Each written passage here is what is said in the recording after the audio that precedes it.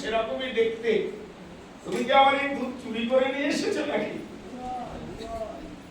বালকটি বললেন, আমি গাভী দহন করি ব্রজবাসীর ঘরে ঘরে রে, আমি গাভী দহন করি ব্রজবাসীর ঘরে। আর আমি চুরি করতে যাব কেন? আমি রাস্তায় রাস্তায় ঘুরে বেড়াই। আরে ব্রজবাসীরা আমায় ডাকে, বালক তুই তো ঘুরে বেড়াস, তুই গাভী গাভী ধৌত করতে পারবি না? ধোয়া করে, হ্যাঁ তাহলে এত সুন্দর ভাবে গাভী ধৌত করে। আমি সুন্দর গাভী ধোয়ানে পড়ু, মানে গাভীদের ধৌত করতে ধোয়ানে খুব পড়ু। আর তারপরে ওরা গাভী ধুয়ে বালতি পূর্ণ হয়ে যায়, এটা একটা গ্লাস নিয়ে আসে, 16টা ভাগ করে, এক ভাগ আমাকে দেয়, গৃহস্থ 15 ভাগ নেয়। আর ওই এক ভাগে যে থাকে ওটা কি করি জানো? আমি আমার তো এইগুলো বলে কেউ নেই, আমি তোমার মতো অযাচিত ভাবে যে ভক্ত বসে থাকে, আমি ওই 16 ভাগে, গৃহস্থের 16 ভাগের এক ভাগ আমি তোমাদের মতো ভক্তকে খাইয়ে দিয়ে চলে যাই। ভগবান এক্ষেত্রে বললেন, গোবিন্দের ক্ষেত্রে বুঝাচ্ছেন রাখাল বালকটি ইনকামের, গৃহস্থ ব্যক্তির ইনকামের 16 ভাগের এক ভাগ, 16 কলায় পূর্ণ এক ভাগ গোবিন্দ সেবায় যদি দেয়, পরের দিন আবার ওই গাভীর, ওই গৃহস্থ গাভীর অর্থাৎ গৃহস্থে আবার পূর্ণ 16 গ্লাসই দুধ পূর্ণতা হয়ে থাকে। একটু রোজগারের অংশ ভগবত সেবায় দিলে সে জায়গা থেকে ঘুরায় না। তাই ঈশ্বরের জায়গাতে বললেন, আমরা বলছি না সুন্দর কথা,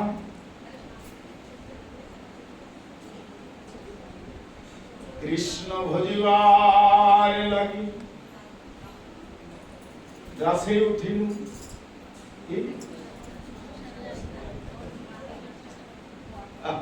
আপনারা করেন তো, আমাদের ভুল হতে পারে, কিন্তু আপনারা ধরিয়ে দিলেন। কৃষ্ণ ভজিবার তরে সংসারে আইনু, মিছা মায়ায় বদ্ধ হয়ে বৃক্ষ সঙ্গ হই। একটা সুন্দর কথা বললেন শ্রীনত্তম দাস ঠাকুর মহাশয়। কৃষ্ণের অষ্টম শতনামের কথা, তাই তো? কৃষ্ণ ভজিবার তরে সংসারে আইনু, মিছে মায়ায় বদ্ধ হয়ে বৃক্ষ সম হই। এখন এটাকে যদি ভাঙানো যায়, কৃষ্ণ ভজিবার তরে সংসারে আইনু, তাহলে কৃষ্ণ ভজিবার জন্য কিসের জন্য এসেছে? কৃষ্ণ ভজন করার জন্য। 9 লক্ষানি জনম জলজ কুলানাং, 10 লক্ষানি জনম পাখি কুলানাং, 11 লক্ষানি জনম বৃক্ষ কুলানাং, 11 লক্ষানি জনম কৃমিকীট কুলানাং, 20 লক্ষানি জনম বৃক্ষ কুলানাং, 30 লক্ষানি জনম পশু কুলানাং, 4 লক্ষানি জনম মানবা, 4 লক্ষানি জনম বানর কুলা। বাসব্দের সুন্দর নাম মানে দেহ, 4 লক্ষ বার মনুষ্য জন্ম পেয়েছে। তাহলে এই জায়গায় বললেন কৃষ্ণ ভজিবার তরে সংসারে আইনু, কিসের জন্য এসেছি? কৃষ্ণ ভজিবার তরে সংসার। এখন সংসার বলতে কি বুঝায়? সংসার বলতে বুঝাচ্ছেন বড় একটা বাড়ি পেয়েছি, গাড়ি পেয়েছি, স্ত্রী পুত্র পরিবার আত্মীয় স্বজনকে মিলে দাস দাসী চাকর নিয়ে সুখ শান্তিতে আসি, এটাই মনে হচ্ছে সুখের সংসার। না, সংসার কথার অর্থ হচ্ছে সং। সং মানে সাজা, সেজেছি। সং কথার অর্থ হচ্ছে সাজা, মানে আমি একটা পোশাক পরেছি। যেরকম ভিখারি কখনো কখনো যাত্রার দলে রাজা হয়ে যায়, কেউ যদি মনে করে আমাকে কিছু দিবে, আমার বাড়ি রাস্তাঘাট করে দিবে, আমি কিছু এর কাছ থেকে পাবো, এ রাজা হয়েছে, আমাদের গ্রামের উন্নতি হবে, সেটা তার বোকামিটা ভেবেছিল। আরে তারপরে যে দেখছেন যখন কিছু চাইতে যাচ্ছেন দেখছেন যে ইট মাথায় দিয়ে শুয়ে আছে গাধে সঙ্গ মানে সাজা সেজেছে সঙ্গ মানে সাজা সার মানে কৃষ্ণ ভজন রাধে রাধে সারকে কৃষ্ণ সঙ্গ মানে আমি সেজেছি কি সেজেছি এই সাজাটা নয় ভগবান আমাদের কৃপা করে মনুষ্য জন্ম দিয়েছে এরপরে তো আমাদের কুকুরও সাজাতে পারে না এরপরে তো বিড়ালও সাজাতে পারে না এরপরে তো গাভী সাজাতে পারে না এরপরে তো হিংস্র পশু সাজাতে পারে না এরপরে তো বৃক্ষ সাজাতে পারে না এরপরে তো পশু পক্ষী সাজাতে পারে না তাহলে আসল সংটা কি সংসার সং মানে সাজা কিছু সেজেছি ভগবান কৃপা করে মনুষ্য জন্ম সাজিয়েছে সংসারে এসেছে কৃষ্ণ ভজনের জন্য সার কোনটা সার হচ্ছেন কৃষ্ণ ভজন কৃষ্ণের জন্য এসেছি ভজন করতে হ্যাঁ তাহলে কি হচ্ছে এসে কি করছি আমরা অচলমান বস্তু হয়ে দাঁড়িয়েছি চলমান যে আমাদের জীবন সেটাকে হারিয়ে বৃক্ষের মতো আমরা দাঁড়িয়ে আছি এই জায়গায় তাই বললেন সংসার বিষানলে দিবানিশি হিয়া জলে জুগাইতে না করিল উপায় মহাজন বললেন এই সংসার বিষানলে তাহলে কি ওই বাড়ির মধ্যে কি বিষ ঢেলে দিচ্ছে বিষ কোথায় ঢেলেছেন এই যে আমি মনুষ্য জন্ম পাওয়ার পরে যদি আমি কুকুর জন্ম পাই আবার যদি আমি কুকুর সেজে যাই সংসার বিষানলে দিবানিশি হিয়া মানে হৃদয়ে তখন আমার যদি অনুভব জাগরিত হয়ে যায় তখন আমি শত চেষ্টা করলেও এই মুখে কৃষ্ণ কথা বলতে পারবো সংসার বিষানলে দিবানিশি হিয়া জলে জুড়াইতে না কইল উপায় পেয়েছিলাম ধন পেয়েও আমি হারালাম মানব জীবন পেয়েছিলাম কখনো কখনো পশু পক্ষী ডাকে মহাপ্রভুর কাছে মহাপ্রভু যখন লীলা চলে গেলেন সেন শিবানন্দ তার কুকুরকে বলে গেলেন এই কাঁচরাপাড়াহালি শহরে পুরানো আজ থেকে মহাপ্রভুর সপার্ষদ সেন শিবানন্দ আছেন তার একটি কুকুর ছিলেন কুকুরটাকে সকলে বলে গেলেন অর্থাৎ সেন শিবানন্দ বলে গেলেন আমি একটু তীর্থ ভ্রমণে যাচ্ছি তোমাদের মুখসৃষ্ট প্রসাদ যদি একটু ওই কুকুরকে দাও আর সন্ধ্যার সময় যদি আমার কুকুরটা এই হরি অঙ্গনে হরি সবাই এসে কোনো এক কোণে বসি ও যদি কৃষ্ণ কথা শোনে তাকে একবার কৃষ্ণ কথা শুনি কেউ তারিও সেন শিবানন্দ তীর্থ ভ্রমণে চলে গেলেন ও সত্য দেওয়া দূরের কথা কুকুরটা মাঝে মাঝে ওই কৃষ্ণ কথা শ্রবণ করে আর কাঁদে ঘেউ ঘেউ করে ওদের কান্নার কথা কেউ বুঝতে পারে না একদিন সভক্তগণ কুকুরের ভাষা না বুঝতে পেরে তাড়িয়ে দিলেন ওর কৃষ্ণ কথা শোনা হলো না হাঁটতে হাঁটতে কোন পদপ্রেদে সেই কুকুর জগন্নাথ মন্দিরের সম্মুখে যে মহাপ্রভুর গাত্র লেহন করে সেই কুকুরটি কাঁদছে আর কৃষ্ণ কৃষ্ণ মহাপ্রভু তখন কুকুরের ভাষা বুঝতে পেলেন জারিখণ্ডের মধ্য দিয়ে প্রভু যখন যাচ্ছেন ব্যগ্র হরিণ তার গাত্র লেহন করছেন আজও তার পরিচয় প্রমাণপত্র যে বাঘ আর যে হরিণ যে নৃত্য করছেন মহাপ্রভুর প্রেমে ভালোবাসায় সেই পাথর গলিত হয়ে আজও সেই ব্যগ্র হরিণের পদচিহ্ন হয়েছে প্রভু জারিখণ্ডের পথে আমার প্রভু মহাপ্রভু বললেন অজানন্দয়ার ধরে নাবে যার কুকুর বলে কৃষ্ণ কথা বলি শিবানন্দের কি আনন্দ কুকুরটি চিন্তা করছেন আমায় প্রসাদ না দে না দে, কিন্তু হরি কথার থেকে যে আমায় বঞ্চিত করেছে, আমি এই জায়গায় আর থাকবো না। সংসেদেছে, কুকুর জন্ম পেয়েছে, পূর্বলীলার কথা তার মনে পড়েছে। মহাপ্রভু বলেন আমি মানুষ হয়ে কি করিলাম, একেবারে হরি বললাম না রে, আমি মানুষ হয়ে কি করিলাম, আমার মানব জনম বৃথাই গেল, আমার কুকুর জনম ভালোই ছিল, আমার মানব জনম বিফলে গেল, আমার কুকুর জনম ভালোই ছিল।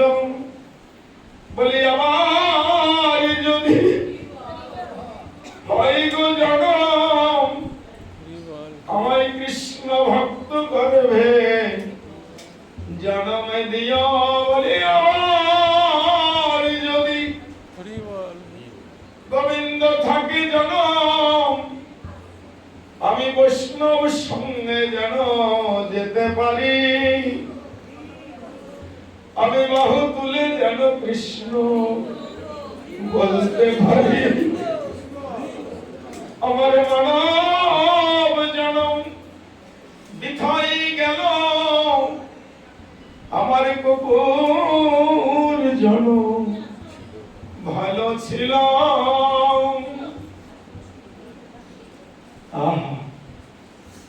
বৈষ্ণবের দ্বারে যদি হইতাম কুকুর, কৃষ্ণ নামামৃত প্রসাদ দিয়ে তরাই তো বৈষ্ণব ঠাকুর।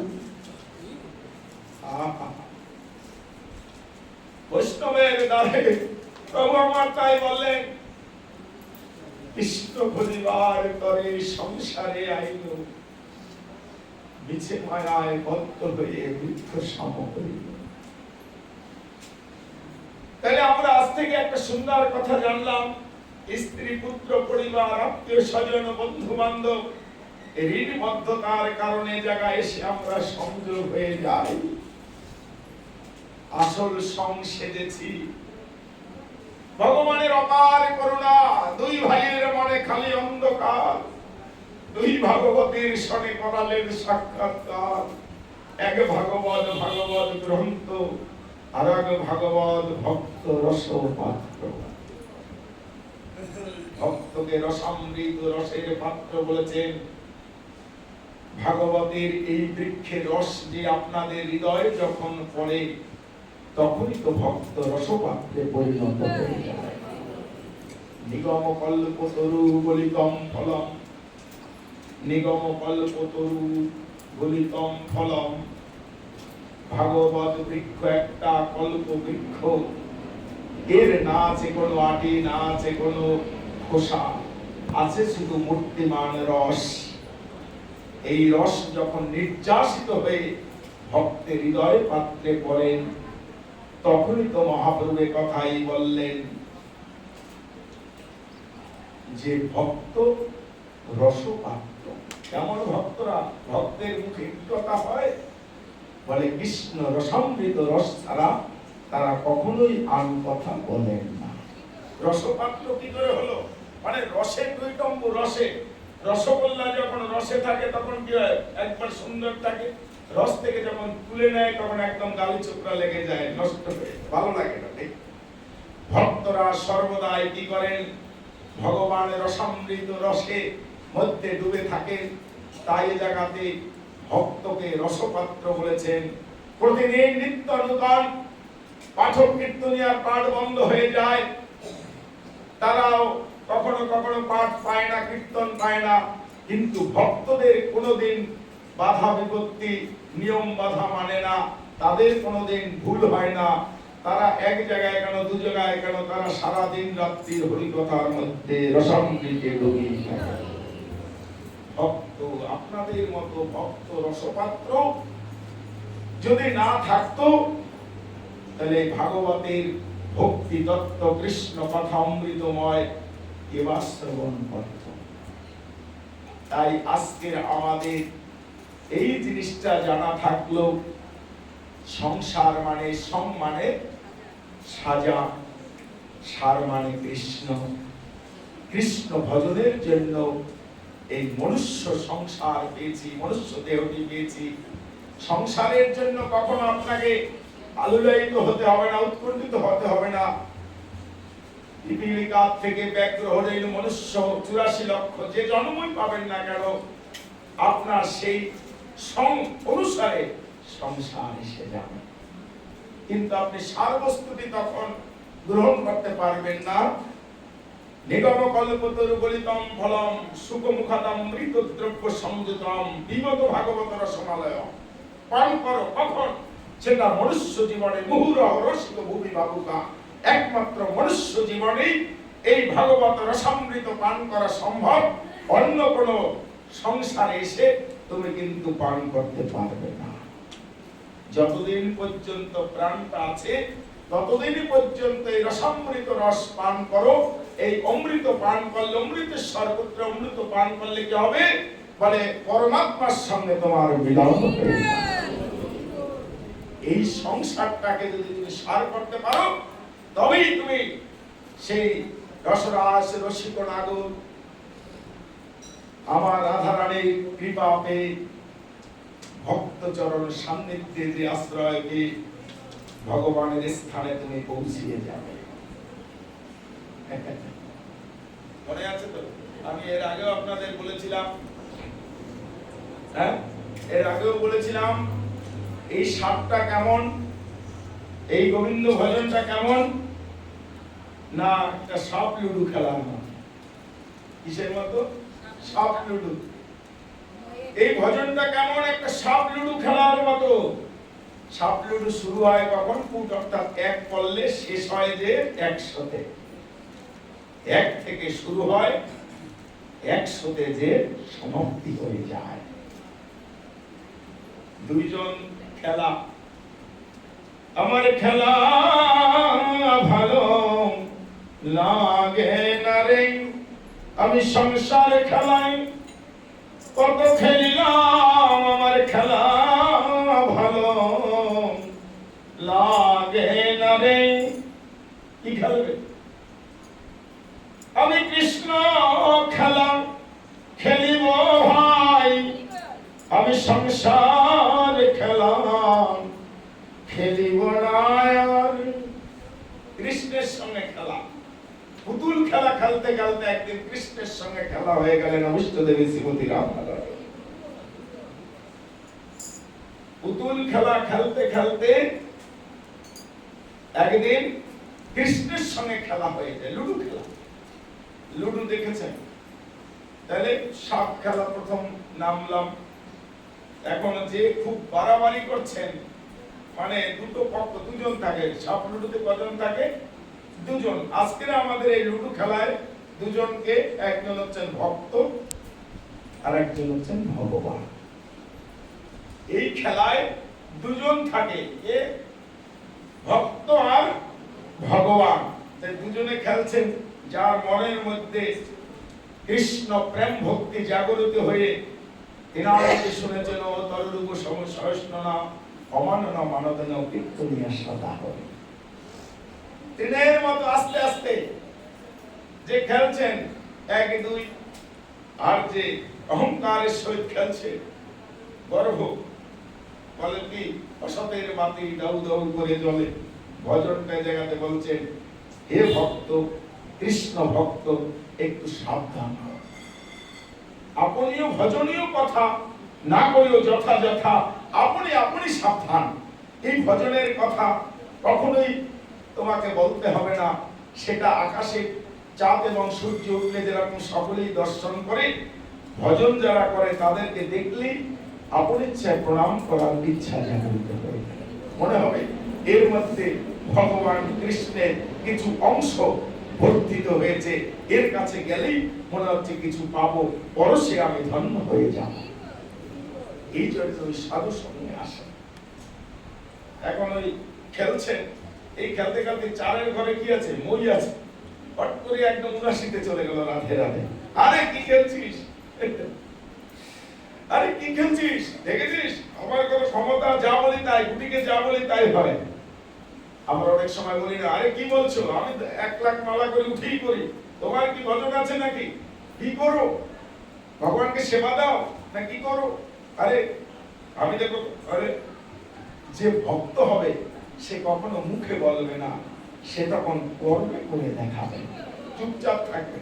ভক্তদের কথা শুনতে শুনতে যদি কোনোদিন নয়নের জল একবার বর্ষীভূত হয়ে বসুমাতার উপরে পড়ে যায়, সেই নয়নের জল গোবিন্দের কাছে পৌঁছিয়ে যায়।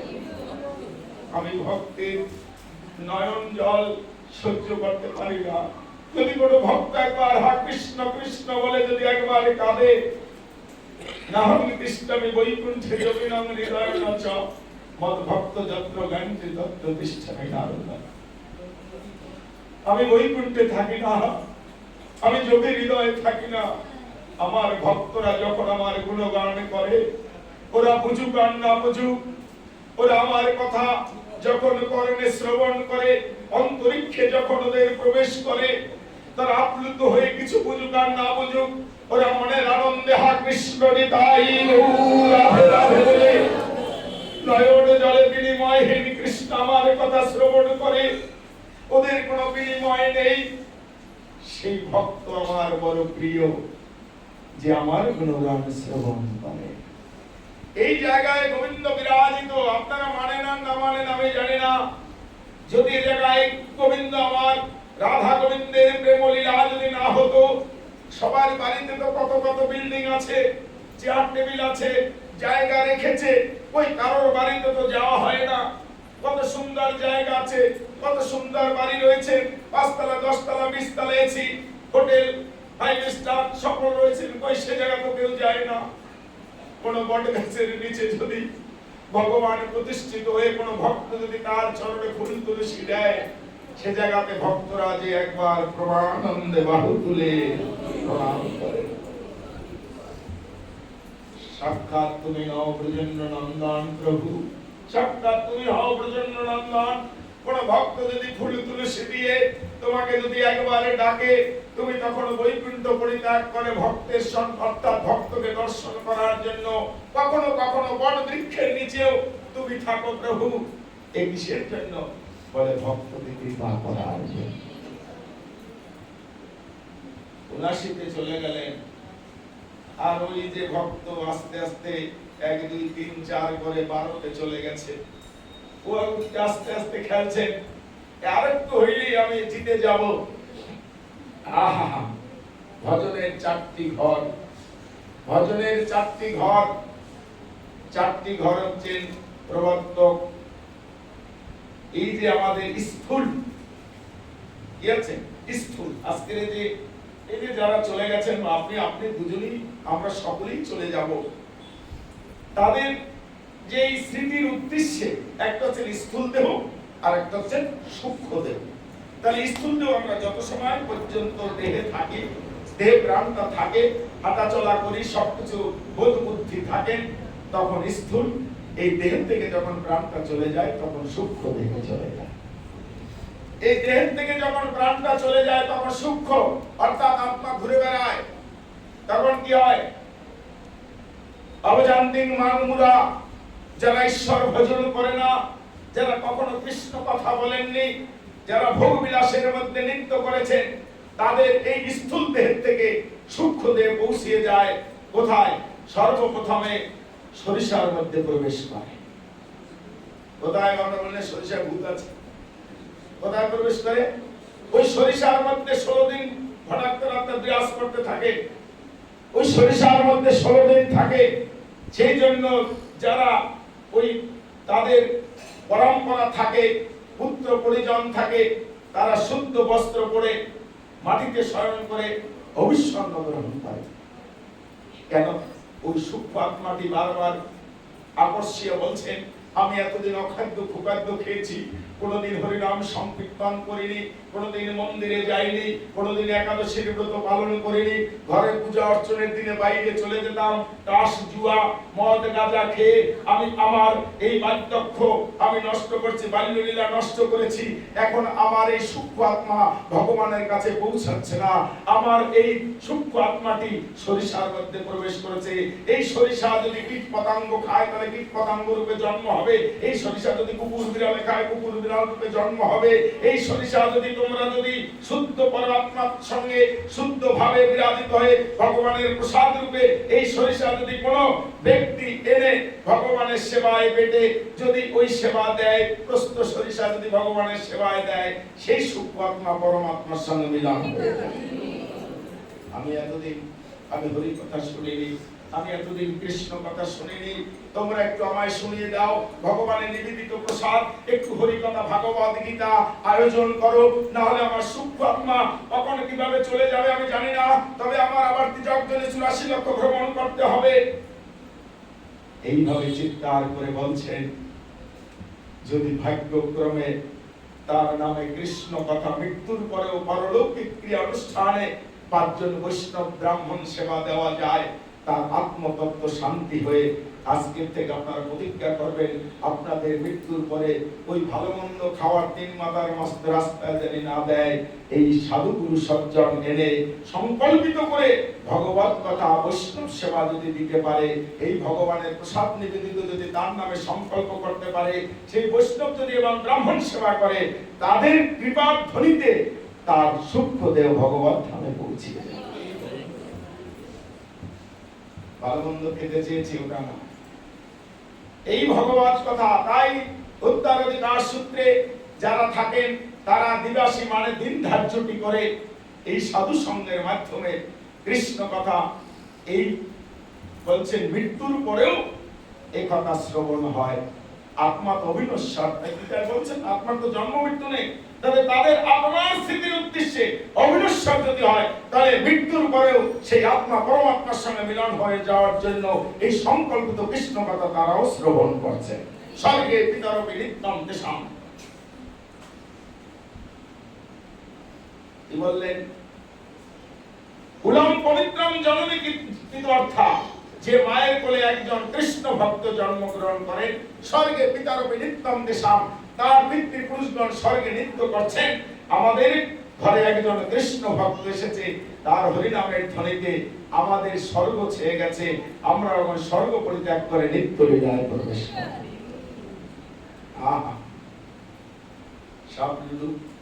স্থূল, প্রবর্তক, সাধক, সিদ্ধি, এই ভজনের 4টি দরজা। এই ভজনের 4টি দরজা অর্থাৎ নির্ভর করে স্থূলের উপর। স্থূলটাকে স্থূল হতেন পিতামাতার শ্রীচরণ। এই পিতামাতার শ্রীচরণ যদি ঠিক থাকে, তাহলে আর 3টি জায়গা, অর্থাৎ প্রবর্তক হচ্ছেন বেষ্টি গুরু অর্থাৎ দীক্ষা গুরু, যে গুরুদেব তোমার মন করণে মন্ত্র দিয়েছে, তিনি হচ্ছেন প্রবর্তক। সাধক মানে কৃষ্ণ, যে দাঁড়িয়ে আছেন, সাধক মানে কৃষ্ণ, সিদ্ধিতে মানে অবিষ্ট দেবী শ্রীমতী রাধা। বোঝা গেল? স্থূল, প্রবর্তক, সাধক, সিদ্ধি। তাহলে তো সিদ্ধি লাভ হয়েছে। এই যারা যত সিদ্ধি লাভ করেছে তারাই তত অগ্রগতি, তাদেরই প্রকাশ হয়েছে। তাহলে সিদ্ধিতে বসে আছেন। স্থূল হচ্ছেন পিতামাতার চরণ, আর হচ্ছে সাধক অর্থাৎ প্রবর্তক হচ্ছেন যিনি কর্মে মন্ত্র দিলেন, যিনি পথ প্রদর্শক, ব্যক্তি গুরু, ব্যক্তিগত গুরু। সাধক হচ্ছেন আমার কৃষ্ণ, সিদ্ধিতে অবিষ্ট দেবী শ্রীমতী রাধা রানী। বলছে বলে একবার রাধে রাধে। তাহলে স্থূল হচ্ছেন পিতামাতার চরণ। যে সন্তান, যে ব্যক্তি পিতামাতার প্রতি অশ্রদ্ধিত ভাবে তাদের শ্রদ্ধা করে না, তাদের খেতে পড়তে দেয় না, তাদের কথা আদেশ বাক্য পালন করে না, তারা কি হবে? বলে তাদের স্থূলে যদি গর্বর থাকে, ভজনের সর্বনাশ দিকে আনতে পারে। এই স্থূল যদি গর্বর থাকে, তবে ভজনে কি হবে? বলছে স্থূলে গর্বর থাকলে তাহলে ভজনে সর্বনাশ হয়ে যাবে। পিতামাতার চরণ সিদ্ধি হলে, গুরু করণে মন্ত্র দিলে, কৃষ্ণ ডাকে তাকে বারে বারে, রাধারানী দরজা খুলে কোলে তুলে নিয়ে দেয় গোবিন্দের চরণে।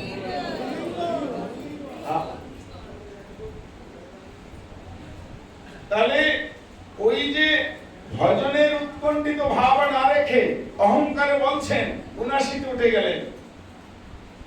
তারপরে আরেকটা মাল্য ৩, ৭৯, ৮০, ৮১, ৮২-তে চলে যায়, ৮৩-তে আরেক মই আছে, ও আবার চলে গেলেন রাধে রাধে করে নিতে ৯৩-তে। আর তো কিছু মারলেই চলে যাব। আর ও রইল কততে? ও রইল ২৭ কি ২৮। আস্তে আস্তে ভগবানের নাম করে খেলছেন খেলা, রইল তার সহিত। দেখ দেখ আমি কেমন খেলা খেলেছি। কিন্তু ও জানে না ৯৭, ৯৮, ৯৯, ১০০, ৯৭ ধরে আর একটা স্বর্গ রয়েছে ৯৩-তে। ও এখনো জানে না যে এখনো বের হয়নি ৯৭ ঘরে আর একজন বসে আছে রাধে রাধে। ৯৭ ঘরে একজন বসে আছে সর্ব।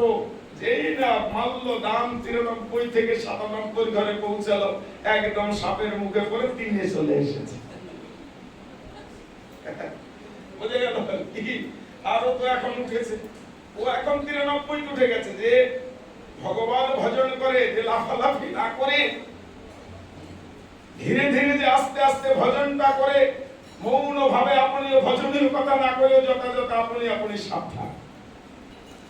ও একদম কি করলো, ৯৭ ঘর পের হয়ে ৯৮-তে চলে, যে একদম ৯৯ হয়ে ১০০-তে ঢুকে গেল রাধা।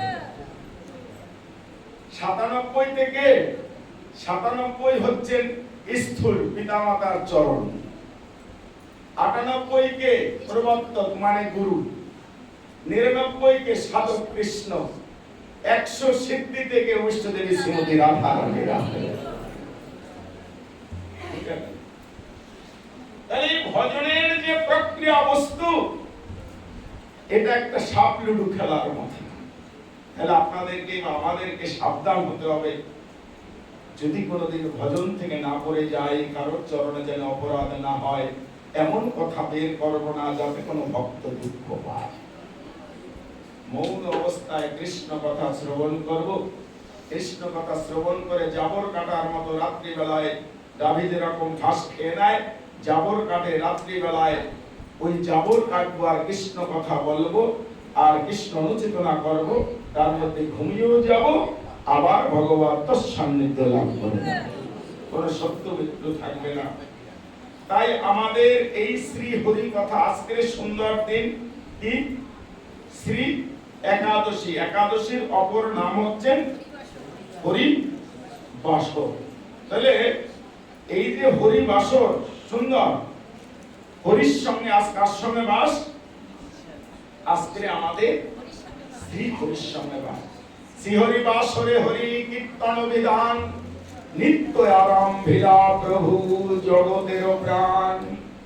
শ্রী হরি বাসর আজকের সুন্দর দিন। আপনাদের যাদের বাসর ঘর হয়েছে, ধরুন আমাদের একটি সুন্দর কথা বললেন, দৃষ্টান্ত দিলেন। আপনাদের বাবুইহাটির মেয়ে, আমাদের শান্তিপুরের ছেলে, বিবাহ হয়ে গেল। বিবাহের পরে বউ ভাগ, আকাঙ্ক্ষিত সেই ইচ্ছা বিবাহ করা, সন্তান উৎপাদন করা, তাকে কৃষ্ণ ভক্তি দান করা, তাতে কোনো অপরাধ নেই।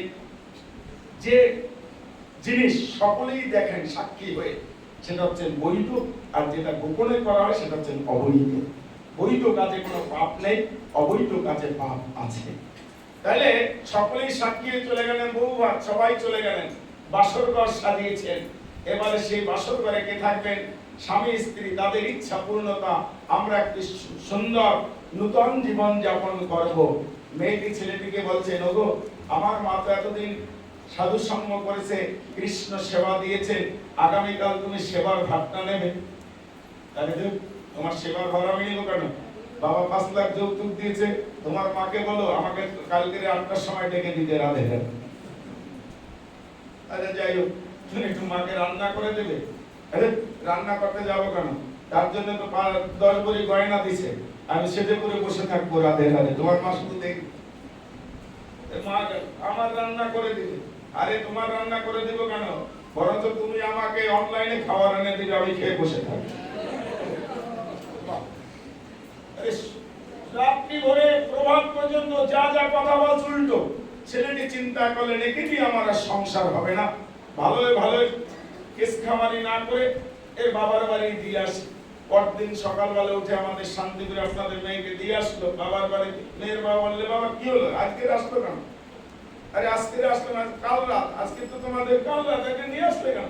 বলে, বাবা ক্ষমা করেন, আপনার মেয়ে আপনার কাছেই থাক, এর দ্বারা আমার সংসার হবে না। আমি যা যা বলছি আমার বিপক্ষে অপোজিট কথা বলছে, তাহলে এর সঙ্গে আমার মনে মনে সহধর্মিনী অর্থাৎ ধর্মের সহযোগিতা করেন। অর্ধাঙ্গিনী আমি যখন একে বসালাম, অর্থাৎ অর্ধাঙ্গিনী মেয়ে কোথায় বসে? ছেলের বাঁদিকে। আমি আমার বাঁদিকে দিয়ে দিলাম, কিন্তু তা সত্ত্বেও আমার সঙ্গে অর্ধেক ভাব সম্পন্ন করলো না। এ আমার অর্ধাঙ্গিনী হতে পারে না, একে আমি বিচ্ছেদ করে তোমার কাছে দিয়ে গেলাম। অর্থাৎ যে মেয়ে বিবাহের রাত্রে বাবার বাড়ি যায়, সে কুলোটা হয়ে যায়, তাকে আর কেউ গ্রহণ করে না। তদ্রূপ এ হচ্ছে গেল জড় জগতের স্বামী। আমাদের আধ্যাত্মিক চেতনার শক্তি স্বামী হচ্ছেন কৃষ্ণ। কৃষ্ণ বন্দে জগৎগুরু। হ্যাঁ, তাহলে তার সঙ্গে হরিবাসর, শ্রী হরিবাসরে হরি কীর্তন বিধান। তাহলে ওই জড় জগতের স্বামী বাসর ঘরে ছিল, সে যা চাইলো তা বললাম না বলে বাবার বাড়ি তাকে তুলে দিয়ে আসলো। আজকে হরিবাসর, একাদশীর অপর নাম হচ্ছে হরিবাসর। আজকে আমরা কার সঙ্গে বাস করছি? শ্রীহরির সঙ্গে। এই হরিবাসরে বাস করে, হরির সঙ্গে বাস করে, হরি সন্তুষ্ট হয়। জড় জগতের ছেলেটির কথা সন্তুষ্ট তো কিসে? যদি তার কথা শুনতো, যে যা বলছেন সে যা বলছেন। আজকে হরির সঙ্গে বাস করে, হরি সন্তুষ্ট হয় কিসে? যদি হরির কথা বলা যায়, হরির প্রশংসা করা যায়, তবেই তো আমার জগৎপতি সন্তুষ্ট হবেন। তাহলে আমার গোবিন্দ সন্তুষ্ট হবে কিসে? আজকের হরি কথা। এই হরি কথা বাদ দিয়ে যদি আন কথা আমরা বলি, তাহলে আমাদের ভগবান কি করবেন? আমাদের নরকে বাস দিবেন। নরকে বাস দিলে তো কোনো মূল্য নাই। তাই এই জায়গাতে আমাদের কি শ্রীহরি বাসরে হরি কীর্তন বিধান। তাই আজকে আমাদের কার সঙ্গে বাস? শ্রীহরির সঙ্গে বাস। একাদশীর অপর নাম শ্রীহরি বাসর। আজ হরিবাসরে বসে আমরা দিবস জানমনি শুধু কি করব? হরিনাম সংকীর্তনের মধ্যেই থাকব। ভগবান কি করবেন? তার সঙ্গে বাস দিবেন। একদিনও গৌর হরি গুন্ডিচা পরি হরি জগন্নাথ বল্লভে বসিলাম। শুদ্ধ একাদশীর দিনে কৃষ্ণ নাম সংকীর্তনে দিবস ও রজনী কাটাইলাম। মহাপ্রভু তিনি সকলকে ডাকলেন, একদিনও গৌর হরি গুন্ডিচা পরি হরি জগন্নাথ বল্লভে বসিলাম। শুদ্ধ একাদশীর দিনে কৃষ্ণ নাম সংকীর্তনে দিবস রজনী কাটাইলাম। দিবস মানে দিন, রজনী মানে রাত। সঙ্গে স্বরূপ দামোদর রামানন্দ বক্রেশ্বর আর যত ক্ষেত্রবাসী জন, সঙ্গে সমস্ত ভক্তগণকে নিলেন। আজকে আমরা আর অন্য কথা কিছুই বলবো না, আজ আমরা শুধু কৃষ্ণ কথাই বলবো। কেন প্রভু? আজকের দিনটা সুন্দর দিন, একাদশী, হরির সঙ্গে বাস হবে, হরি কৃষ্ণ কথকে সন্তুষ্ট হবে। তাই আমাদের প্রতি কৃষ্ণ একমাত্র জগৎগুরু, তার কথা যদি শ্রবণ এবং কীর্তন করা যায়, তিনি সন্তুষ্ট হয়ে তার ধামে বাস দেবেন। তাহলে তাই হবে প্রভু। দিবস রজনী কাটাইলাম, প্রভু বলে এক মনে কৃষ্ণ নাম সংকীর্তনে। এক মন, মনটাকে এক করো।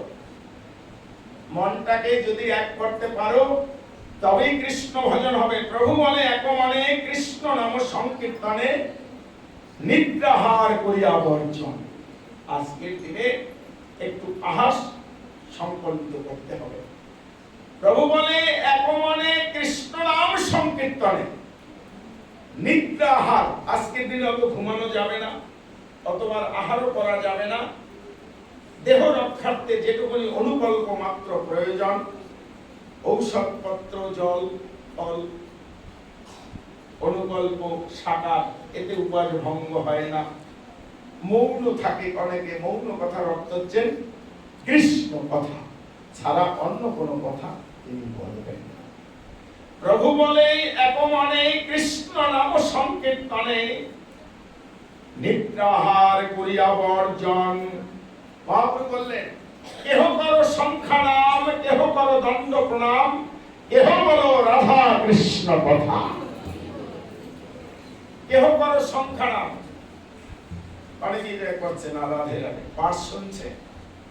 আবার অনেকবারে আমাদের প্রশ্ন আসে, অনেক পাঠক কীর্তনী আপনাদের মাথা খারাপ করে দেয়, বলছে অনেকেই বলছেন পাঠে আবার কেন মালা করবে। অনেকে এসে আমাদের প্রশ্ন করে, আমি বলছি আমি তো আর কিছু বলিনি। আমি যদি বলতাম তাহলে আমাকে প্রশ্ন করতে, পাঠের মধ্যে মালা করতে নেই, অপরাধ হয়ে যাবে। সেদিন একজনই খুব শাসাচ্ছিল, অপরাধ হয়ে যাবে। তাহলে যদি গোপাল গুরুর কথা মনে করা যায়, মহাপ্রভু কি বলছেন, প্রভু জিহ্বা টেনে ধরেছিলেন। গোপাল গুরু জিহ্বা মহাপ্রভু জিহ্বা টেনে ধরেছিলেন, বাজছে যে শৌচালয় যে। গোপাল তখন বলছেন, প্রভু কি করছো? বলেন এখন নাম করা যাবে না। বলে এখন নাম করলে নাম অসুচি হয়ে যাবে। বলে নামের কোনো, প্রভু এই মুহূর্তে যদি তোমার প্রাণটা চলে যায় তখন তুমি তো নামবিহীন চলে যাবে, নামবিহীন দেহ তো অসুস্থ। গোপালকে তখন জড়িয়ে ধরলেন, গোপাল আজ থেকে তুই আমার সেবক নয়, আজ থেকে তুই আমার গুরু হলি। সেই থেকে গোপাল গুরু নামে গম্ভীরায় প্রচারিত হয়েছে। তাহলে কি বলছেন, মালা তো অন্তরে হচ্ছে, দুটো একটা বহিরঙ্গে তুমি হরিকথা শ্রবণ করছো। যার মন প্রভু বলে এক মনে, মানে মনটাকে যে এক করতে পেরেছে, তিনি বাইরেও করতে পারবে, ভিতরেও করতে পারবে রাধে রাধে। অনেকেই বলছেন বাইরের হরিকথা শুনবো, পাঠ কীর্তন হচ্ছে সেটা শুনবে না, মালা করছে, ওদিকে নাম চলতে আছে। হরিদাস ঠাকুর কি বলছেন, তোমরা আমাকে যতই মারো মারো, আমি যদি মুখে নাম বন্ধ করি অন্তরে যেন কে নাম বলিয়ে নিয়ে চলে যায়। একটা অন্তর্মন আর একটা বহিরঙ্গ মন। আরো যদি প্রমাণ হয়, অন্তরঙ্গ ভক্ত নিয়ে করে প্রভু রস আস্বাদন, বহিরঙ্গ ভক্ত নিয়ে করে নাম সংকীর্তন। নাম চলছেন, হৃদয়ে চলছেন, পরেও শ্রবণ করছেন, দুটো জায়গায় চলছেন। নৌকা যদি একজনে পায় তাহলে কি হবে, অল্প চলবে। যদি দুজনে পায়, এদিকে এদিকে ডাইনে পায়, অর্থাৎ আগে পিছনে, তাহলে আরো চলবে। তদ্রূপ কি হবে, তাহলে অন্তরে নাম বাহিরে নাম, দুটো নাম যদি একত্র হয়ে যায় তাহলে কি হয়, বেশি ভজন উন্নতি হয়ে যায়। যারা ভজন করবে তারা বাইরেও করবে, অনেক কোলাহলের মধ্যেও করবে। আর যারা ভজন করতে পারবে না তারা বসে বসে ঝিমাবে আমার মতো, রাধে রাধে গৌর হরি বল। মালা করলেই ঘুম আসে, জপ করলেই ঘুম আসে। কেন, ওদের মনটা ঠিক নেই, মনটা গোবিন্দ চরণে অর্পণ হয়নি। যখন গোবিন্দ চরণে অর্পণ হবে তখন মন আর টলমল করবে না, রাধে রাধে। নৌকার মাঝি যেরকম জানে কোন ঢেউয়ের পরে কোন ঢেউ পাল করলে ওপারে যাওয়া যায়, আর যে পার করতে জানে না ওর ঢেউয়ের উপরে যখন ছেড়ে দেয় আস্তে করে ডুবে মরে যায়, রাধে। আর যে নাবিক, যে জানে ঢেউ সম্পর্কে, যে কোন ঢেউয়ের পরে কোন ঢেউ, নৌকার নাবিক জানে যে কিভাবে ধরলে আমার নৌকা এপার থেকে ওপার যাবে। এমন এমন সময় আছে নৌকার মাঝে যদি ঠিক ঢেউয়ের বাতাসে যদি সম্মুখীন হয়ে যায়, ওই নৌকাকেও বাড়ি দিয়ে দুখণ্ড করে দিতে পারে, রাধে রাধে। আর যে কিনারা জানেন, ঢেউ সম্পর্কে জানেন, সে তার কি করে, নাবিক, সে বইটা ধরে ওই ঢেউয়ের মাঝখানে ঢেউ খেতে খেতে এক কিনারায় পৌঁছিয়ে দিয়ে চলে যায়, তার বিপদের সম্ভাবনা থাকে না। তদ্রূপ কি বলছেন, প্রভু বলে এক মনে কৃষ্ণ নাম সংকীর্তনে দিবস রজনী কাটাইলা, কেহ করো সংখ্যা নাম, কেহ করো দণ্ড প্রণাম, কেহ বলো রাধা কৃষ্ণ কথা। কেহ করো সংখ্যা নাম, আর যদি ইচ্ছা করে করো, সংখ্যায় নাম করো। কেহ করো দণ্ড প্রণাম, কেউ যদি মনে করো সংখ্যায় নাম করবে না, একবার যে গোবিন্দ চরণে প্রণাম করে আসে। আর যদি তাও না করো, কেহ করো রাধা কৃষ্ণ কথা, একবার রাধা কৃষ্ণ গুণগান করে যাও, রাধে রাধে। হরে কৃষ্ণ হরে কৃষ্ণ কৃষ্ণ কৃষ্ণ হরে হরে, হরে রাম হরে রাম, রাম রাম হরে হরে, হরে কৃষ্ণ হরে কৃষ্ণ কৃষ্ণ কৃষ্ণ হরে হরে,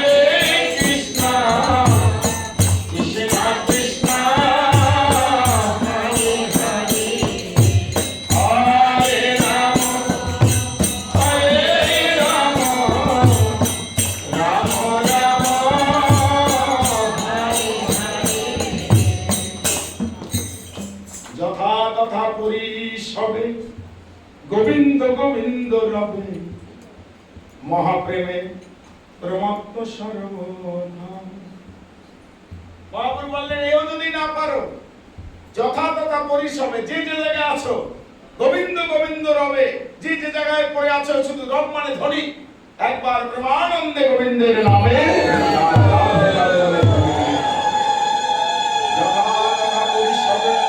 গোবিন্দ গোবিন্দ মহাপ্রেমে মহাপ্রেমে আনন্দিত হয়ে যাও যে আমি গোবিন্দের জন।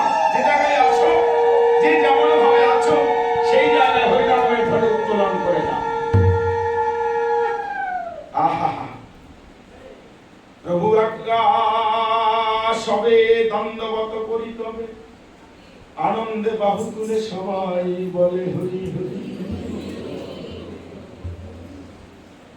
ত্রিজাম রজনী সবে মহাপ্রেমে মগ্ন ভাবে, দিবস রজনী কাটাইলাম। কি সুন্দর কথা বললেন। ত্রিজাম রজনী সবে মহাপ্রেমে মগ্ন ভাবে, অপরিতবে নামেও কাটাইলাম। ত্রিজাম সকাল অর্থাৎ সন্ধ্যা, মধ্যরাত, প্রভাত, নিশি। ত্রিজাম অর্থাৎ এই তিনটি সময়, ত্রিজাম রজনী সবে মহাপ্রেমে মগ্ন ভাবে, অপরিতবে কোনো কিন্তু না, অর্থাৎ কোনো কিছু চাওয়া পাওয়ার নেই, অপরিতবে নামেও কাটাইলা। এই সন্ধ্যা রাত থেকে রাত্রি পর্যন্ত হরিনাম সংকীর্তনে কাটিয়ে দিলেন। অরিষ্ট চিত্ত সবে প্রভুর চরণ তবে, কষ্ট আজ্ঞা করজোরে করিও প্রার্থনা। মহাপ্রভু সকলকে বললেন, শোনো, তোমাদের যে হরিনাম করতে হবে তার কোনো কথা না। সুন্দর কথা। অরিষ্ট চিত্ত সবে মহাপ্রভু বসালেন, অরিষ্ট চিত্ত সবে প্রভুর চরণ তবে, করজোরে করিও প্রার্থনা। মহাপ্রভু বললেন, আমি যে হরি হরি বলছি, তোমরা তো কেউ দুর্গা কালী লক্ষ্মী কারো কারো ভজন করতে পারো, তোমরা যে যার ভজন করো, সেই ইষ্টকে চিত্তে ধারণ করো, তাকে আরাধনা করো, তাকে ডাকো। শুধু আমার কথাই যে আমি যে বলছি, তোমাদের ইচ্ছে হলে করতে পারো। পরিষ্ঠ চিত্ত সবে প্রভুর চরণ তবে। এবার বলছেন প্রভু যা বলছেন, আরে আমাদের ইষ্ট দুর্গা লক্ষ্মী কালী সরস্বতী আর নানান রকমের কত দেব দেবতা আছে, তাদেরকে একবার স্মরণ করে যাতে সবাই যে জায়গাতে কৃষ্ণ ভক্ত আসবে এমন কোনো কথা নেই। কৃষ্ণ অর্থাৎ কালী পৌঁছিয়ে দেয় কৃষ্ণের কাছে রাখে রাখে। কোন দেব দেবতাকে অবজ্ঞা অশ্রদ্ধা কাউকে সমালোচনা করার তোমার অধিকার নেই। সকলের মধ্যে গোবিন্দ পাওয়ার দিয়ে দিয়েছে, সেই পাওয়ার অনুসারে কৃষ্ণ বন্দে জগৎগুরু, তিনি সকলের গুরু। কিন্তু তার কতগুলো অ্যাসিস্ট্যান্ট আছে, সেই অ্যাসিস্ট্যান্ট হচ্ছে দেব দেবতা গণরাজেরা, সুপ্রিম পাওয়ার গোবিন্দ।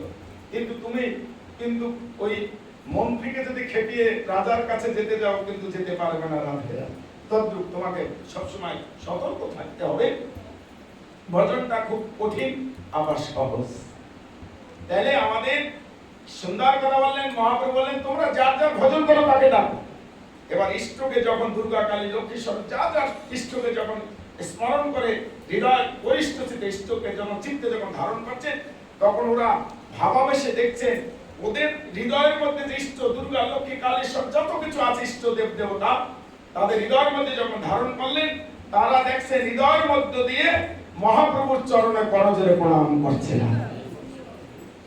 অরিষ্ট চিত্ত সবে প্রভুর চরণ তবে, করজোড়ে করি প্রার্থনা। ওরা সকলে বলছেন আমরা যে ইষ্টকে ভজন করছি, সেই ইষ্টরা আবার প্রভুর চরণে বিজ্ঞপ্তি জানাচ্ছে, তাহলে এদের ভজন করে আমাদের আর কি কাজ হবে? আমরা প্রভুর চরণ ধরেই থাকবো না। তাই এক্ষেত্রে মহাপ্রভু কিন্তু কাউকে বললেন না তোমরা এসব করছো কেন, ভজবা কেন, আমি ভগবান, আমাকে ভজন করো। চারি যুগে চারি ধর্ম জীবেরও কারণ, কলি যুগে ধর্ম হরি নাম সংকীর্তন। মহাপ্রভুকে একবার বলেছিলেন আমি ভগবান, কখনো তিনি বলেননি যে আমি ভগবান। আমরা যারা দু অক্ষর কৃষ্ণ কথা বলি, আমরা বলি আমরা ভগবান, আমরা অবতার, আমরা এই সেই, এটা আমাদের কখনোই বলা উচিত নয়। ভগবানের অন্তরঙ্গ, ভগবান কৃপা করে সমমনুষ্য সাজিয়েছে, আবার এই জন্ম জানে সার করতে পারে কৃষ্ণ ভজন করে। মহাপ্রভু এই মনুষ্য জন্ম ধারণ করে তিনি কৃষ্ণ ভজন করে দেখিয়ে গেলেন এই সংসারটা সার হয় তখনই যখন কৃষ্ণ ভজন হয়ে যায়। সর্বব্রত শিরোমণি শ্রীহরি বাসরে জানি, নিরাহারে করি জাগরণ।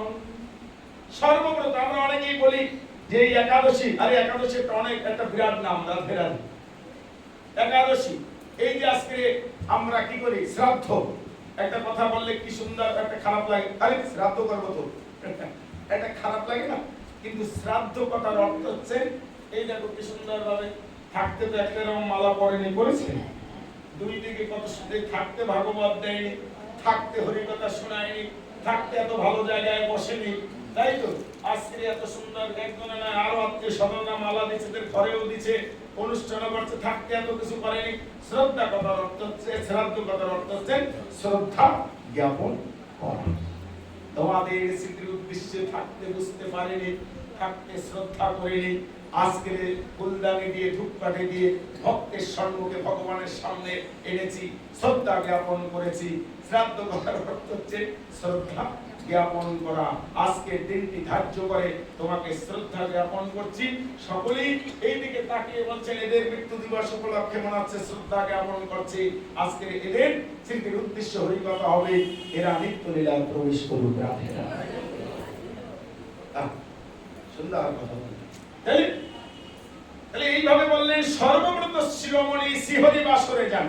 অর্থাৎ এই যে একাদশীর অপর নাম দেখছেন, একাদশীর শুধু যারা বিধবা তারাই করবে নাকি একাদশী? বলছেন নাম হরিকথার অর্থ হচ্ছে একাদশীর অপর নাম হচ্ছে হরি বাসর। আজকের শ্রী হরির সঙ্গে বাস।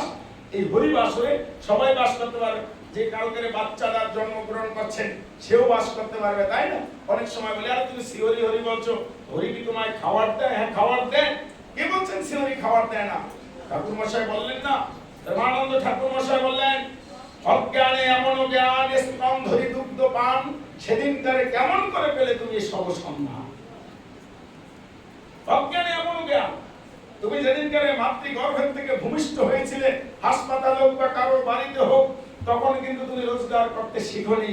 তুমি খিদার যন্ত্রণায় ছটফট করে কেঁদেছিলে। অজ্ঞানে এমন আমি কি খাবো? তোমার জন্মের পূর্ব মুহূর্তে তোমার মায়ের বক্ষে অর্থাৎ স্তন ধারণ করে, স্তনে আমি দুগ্ধ ধারণ করে রেখেছি। অজ্ঞানে এমন জ্ঞান স্তন ধরি দুগ্ধ পান, সেদিনকার তুমি রোজগার করতে শিখনি। বিনা রোজগারে কি খাবে কান্না করেছিলে।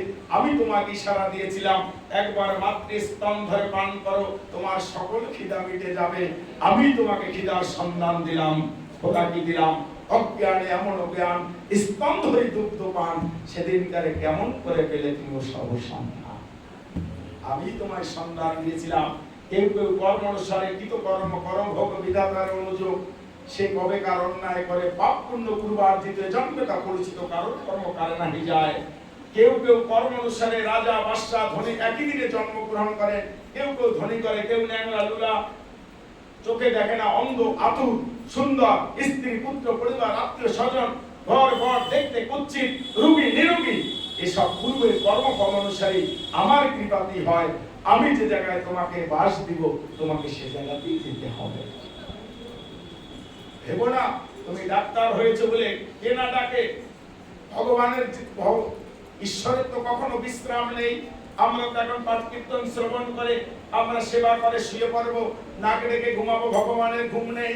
হাসপাতালে যখন বেডে মানুষ লড়ালড়ি করে, ডাক্তার ছুরি ধরে ভগবানকেও একবার প্রণাম করে। 2:30টার সময়, 3টার সময়, রাত্রি 4টায়, 2টায়, 1টায়, প্রভু আমার মান রেখো। রোগী চিৎকার করে, আত্মীয় স্বজন চিৎকার করে, প্রভু একমাত্র তুমি ছাড়া কেউ নেই। ভগবান সেই সময়ে জেগে থাকে ভক্তকে কৃপা করার জন্য। কি সুন্দর ভগবানের লীলা। সকলেই ছেড়ে দিচ্ছেন, হাল ছেড়ে দিল, রাধে রাধে হাল ছেড়ে দিল। সবাই এখনো বলছেন একমাত্র ঈশ্বর ছাড়া আর গতি নেই। একবার নয়নের জলে দুঃখটা জল দিয়ে তাকে ডাকো। যদি তোমার প্রাণটা ফেলে যায়, আমার উপলক্ষ মাত্র, তোমার দ্রব্য তোমায় দিলাম, উপলক্ষ মাত্র আমি হলাম প্রভু, আমার কিছুই নেই, একবার তুমি গ্রহণ করো। আমি তো উপলক্ষ। এই যে যারা দিল, যারা আসলো, আমার উপলক্ষ। কখন চলে যাব কেউই তা জানি না। রাধে রাধে। আমি যদি আগে যাই আপনাদের জন্য জায়গা রাখবো, আপনারা যদি আগে যান আমার জন্য জায়গা রাখবেন। আবার এক সমন্বিত হয়ে যেন আমরা এইভাবে কৃষ্ণ কথা শ্রবণ করতে পারি। জগন্নাথের প্রসাদন্ন ক্ষেত্রে সর্বকালে মান্য, পাইলে করিও ভক্ষণ। মহাপ্রভু বললেন এই জগন্নাথের প্রসাদ এই দিয়ে একাদশীর পরে পালন করো, মানে পালনের নির্দিষ্ট একটা টাইম আছে, সেই টাইমের মধ্যে উত্তরে গেলে তোমার একাদশী ভঙ্গ হয়ে যাবে। তাহলে এই একাদশীর একটা পালন সেই অনুপাতে সেই দিনকালে যেরকম পালন করবে, তার মধ্যে যেন পালন না পেরে যে ভগবানকে তুমি ভোগ দিয়ে সেই প্রসাদও পেতে পারো, অথবা এই জগন্নাথের প্রসাদ যদি এই পাও তাহলে তুমি সেটা গ্রহণ করো। জগন্নাথের প্রসাদন্ন সর্বকালেতে মান্য, পাইলে পরিভক্ষণ। এ সংকটে ক্ষেত্রে বাস, মনে হয় বড় ত্রাস, কষ্টজ্ঞা করিয়া প্রার্থনা। প্রভু তুমি তো সংকটে ফেলে দিলে আমাদেরকে, আমাদের আর গৃহে ফিরে যেতে ইচ্ছা করে না। আমরা তোমার সঙ্গেই থাকবো, সর্বদাই কৃষ্ণ কথার মধ্যেই থাকবো। মহাপ্রভু বললেন না, তোমাকে তো যেতেই হবে। সংসারটা আগে বুঝো। কি সং মানে সাজা, আর সার মানে কৃষ্ণ ভজন। তুমি স্ত্রী পুত্র পরিবারের যদি সেবা না দাও, তবে তোমাকে আবার একটা সংসার দিতে হবে। তুমি যে ঋণী হয়ে আছো, আর এই ঋণ যদি চারি দেওয়ালের মধ্যে সকলকে সেবা দিয়ে যদি পরিশোধ করতে পারো, তোমার কৃষ্ণ ভজন সার হয়ে যাবে। ঋণ না কাটলে কিন্তু ওই যে স্ত্রী পুত্র আত্মীয় পরিজন পরিবার, বাড়িতে একটা কুকুর বিড়াল, এরা যারা থাকে, ভরণ পোষণ দাও, এই গত জন্মের ঋণ ওই তুমি চারি দেওয়ালের মধ্যেই সেজেই তুমি এই ঋণ পরিশোধ করতে পারবে, তবেই তো গোবিন্দ চরণে যাবে। বহু নামে দুর্লভ জন্ম, বহু জন্মের পরে যদি কেউ একজন উদাসীন হয়ে যায়, তার আর দায়িত্ব কর্তব্য থাকে না, তিনি গোবিন্দ চরণে তার দেহটি অর্পণ করে। তুমি এখনো পারোনি, এখন সংসারের মাধ্যমে প্রিয়মান অপ্রিয়মান প্রাপ্ত এসব না সমাপ্তি হলে তখন তুমি গোবিন্দ চরণে যেতে পারবে না। আগে সংসার কাজ মিটিয়ে আসতে হবে। এই দেহটা পেয়েছো, এই দেহের যে কর্তব্য কাজ করণীয়, এটা যত সময় পর্যন্ত না মিটাতে পারবে, ততদিন পর্যন্ত আমার কাছে যেতে পারবে না। গোবিন্দের কাছে এই সংকটে ক্ষেত্রে বাস, মনে হয় বড় ত্রাস, কষ্ট আজ্ঞা করিয়া প্রার্থনা। সর্ববেদ আজ্ঞা তব, যাহা মানে ব্রহ্মা শিব, তাহা দিয়া ঘুচাও যাতনা। সর্ববেদ আজ্ঞা তব, এই একাদশী রামচন্দ্র করেছিলেন, ব্রহ্মা করেছিলেন, শিব করেছিলেন। ভক্তগণ বলে উঠলেন সর্ববেদ আজ্ঞা তব, যাহা মানে ব্রহ্মা শিব, তাহা দিয়া ঘুচাও যাতনা। প্রভু আমার সংসার যাতনা ঘুচাও। প্রভু তখন বললেন মাসে দুটি একাদশী করো, নিরন্ন থেকে, অর্থাৎ অন্ন ব্যঞ্জন করি পানা, এসব পিঠা পানা পরমান্ন দুধ এসব বাদ দিয়ে তুমি অনুকল্প মাত্র গ্রহণ করে, তাতে কি হবে? সায়েন্স বলছেন মাসে যদি দুদিন যদি খালি পেট থাকা যায়, তাতে কিছু রোগ নিরাময় হয়। মুসলমানরা কতদিন করছিল?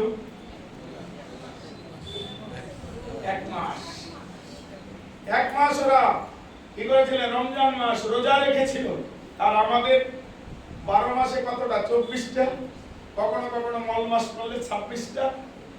আর কি আবার নিত্যানন্দ ত্রয়োদশী, অদ্বৈত সপ্তমী, তারপর জন্মাষ্টমী, রাধা অষ্টমী, তারপরে শিব চতুর্দশী, রামনবমী। দেখো এগুলো হিসাব করে দেখো, ওদের চেয়েও আমাদের বেশি হয়ে যায়। রাধে রাধে।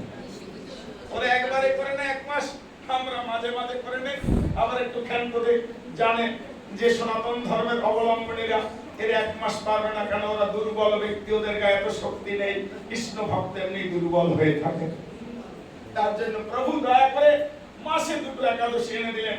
মাঝে মাঝে কখনো শিব চতুর্দশী, তারপরে হচ্ছে যে এই জন্মাষ্টমী, রাধা অষ্টমী, তারপরে নিত্যানন্দ ত্রয়োদশী, অদ্বৈত সপ্তমী, রামনবমী, নানান রকমের আমাদের উপবাস কখনো কখনো আসে। এই আবার এ মাসে আবার আছে কি নৃসিংহ চতুর্দশী, এইরকম এইরকম করতে করতে আমাদেরও এক মাসের উপরে হয়ে যায়। ওরা করে এক মাসে আর আমরা করি 12 মাসে। কেন? ভগবানের ক্ষেত্রে 12টা ভাগ করে দিয়ে একবারে চাপিয়ে দিলেন না। তাহলে প্রভু আমার কত কৃপাময়। সেই প্রভুর এই জায়গাতে বললেন সর্ববেদ আজ্ঞা তবে, যাহা মানে ব্রহ্মা শিব, তাহা দিয়া ঘুচাও যাতনা। তাহলে এই যাতনা দিয়ে প্রভুকে ঘুচাতে বললেন। প্রভু আমার এই কথাই বললেন যে তাহলে তোমরা কি করো, তোমরা যার যার গৃহে ফিরে, গৃহে সমস্ত কর্ম অর্থাৎ প্রাপ্ত অপ্রাপ্ত ক্রিয়মান সকল ব্যক্তিকে সুখ প্রদান করে এই ঋণ পরিশোধ করো। এই ঋণের মাধ্যমে ঋণ পরিশোধ করে তোমরা একদিন মুক্তি হয়ে যাবে। এইভাবে হবে। ওই আগেই বললাম সময় চেয়ে নিয়েছি রাধে রাধে, তোমরা বাড়ি যাবে। আজকে একাদশীর দিনে এই একাদশীর বিষয় নিয়ে আমরা আজকে আলোচনা করলাম। প্রতিদিন তো আপনারা একটা বিষয় শ্রবণ করেন, তাই কি হলেন, তাহলে এই জায়গাতে বললেন যে প্রভু আমার সুন্দর কথা বললেন, অন্য রস নাহি লয়, অন্য কথা নাহি কয়, সর্বভোগ করিয়া বর্জন। আজকের দিনে আর অনেক কত সুন্দর দেখুন তো, এগুলো যদি এক জায়গায় যদি যাত্রা জগতে থাকতো তাহলে কি হতো, এত সময় ঝামেলা হতো না। এক জায়গায় যদি এখন বসতে দিত রাধে রাধে, ঝামেলা হয়ে যেত না। হ্যাঁ, কোন বিয়ে বাড়িতে এটা বসে রাখলে বাপরে বাপ, ওর চোখটা খুলে নেওয়া হতো, নিমন্ত্রণ না করে কাঠ দিয়ে এই অবস্থা। কিন্তু দেখো তো কেমন ভক্ত জমিদার কত সুন্দর ভাবে জমি নিয়ে বসে আছে, কারোর মনের মধ্যে কোনো নড়চড় নেই, সুন্দর একটি জায়গায় বসে আছে।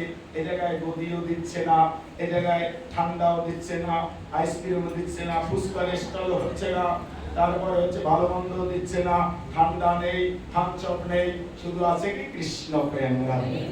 সকলের মনে একই, ওইটা খেলো আমি এটা খেলাম না, ভেদাভেদ কিছু নাই, সকলে একই কথা শ্রবণ করছে। ও যা এও তাই, ধনী গরিব সব একাকার হয়ে গেল, সকলে একাকার, বিনিময়হীন। চলে কি বলছেন যে অন্য রস নাহি লয়, অন্য কথা নাহি কয়, সর্বভোগ করিয়া বর্জন। আজকে অন্য কথা কিছু হবে না, আজকে শুধু কৃষ্ণ কথাই হবে। কৃষ্ণ কথা শুদ্ধ একাদশী যবে নিরাহারে করিতবে, পারণেতে প্রসাদ ভোজন। প্রভু দেখলেন নিরাহার করে থাকতে পারবে না। নিরাহার কোন অর্থাৎ নির্জলা কোনো ব্রত নয়। এক একটা একাদশীর নাম বিভক্ত 24টি একাদশীতে পরিণত হয়েছে।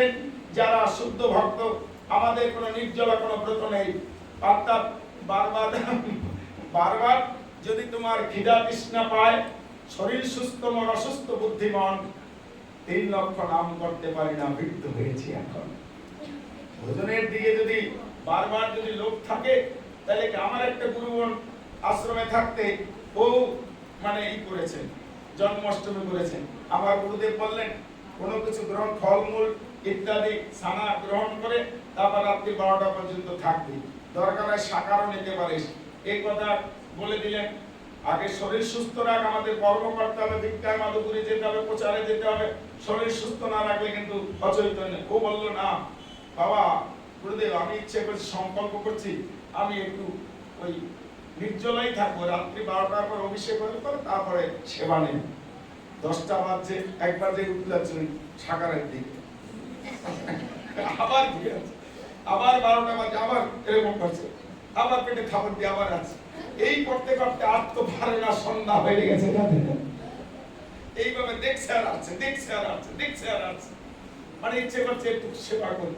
তাহলে আচ্ছা, এখন তো ভোগের দিকে তো রত হচ্ছে, ওর তো আর তো পারছে না।